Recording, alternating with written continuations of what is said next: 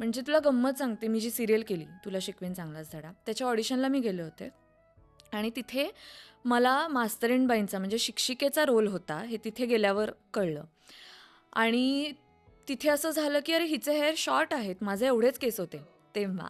आणि मी त्यांच्यात एक अशी चर्चा ऐकली की हां आपण नाही शिक्षिका आणि मग ते असं थोडंसं लॉंग हेअर आणि असं असणं गरजेचं वगैरे असं. मग ठीक आहे, आता ऑडिशन तर झाली आहे, तर आली आहे तर घेऊया ऑडिशन, असं झालं. मी ऑडिशन दिली आणि त्यानंतर माझ्या डोक्यात सतत ते राहिलं होतं की नाही, कदाचित आपलं सिलेक्शन नाही होणार कारण आपला लुक आत्ता बरोबर त्यांना नाही वाटत आहे. तर मी तिथे जातानाच एक साडी घेऊन गेले होते आणि माझी नॉर्मल कपड्यावर ऑडिशन झाली होती. तर मला ऑडिशन झाल्यावर सांगितलं की ओके झालं आहे, तू जाऊ शकतेस. पण मी तिथल्या मेकअप रूममध्ये थांबले. मी साडी नेसली. मी तिथे माझे माझे फोटोज काढले. मी ते त्यांना तिथल्या तिथे पाठवले.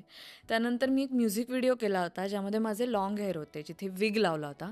ते फोटोज मी त्यांना पाठवले क्रिएटिव्ह टीमला आणि मी त्यांना सांगितलं की मी अशी दिसू शकते, तर मला हा रोल खरंच हवा आहे आणि तुम्ही म्हणत असाल तर मी अशा पद्धतीचा लूक करायला तयार आहे.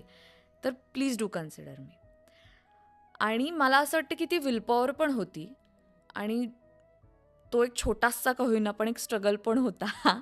आणि मला असं वाटतं की हा खूप छोटा स्ट्रगल जरी असला तरी प्रत्येक रोलसाठी जर तुम्ही तो केलात तरच तुम्हाला असं वाटेल की आपण डिझर्व करतो. हो.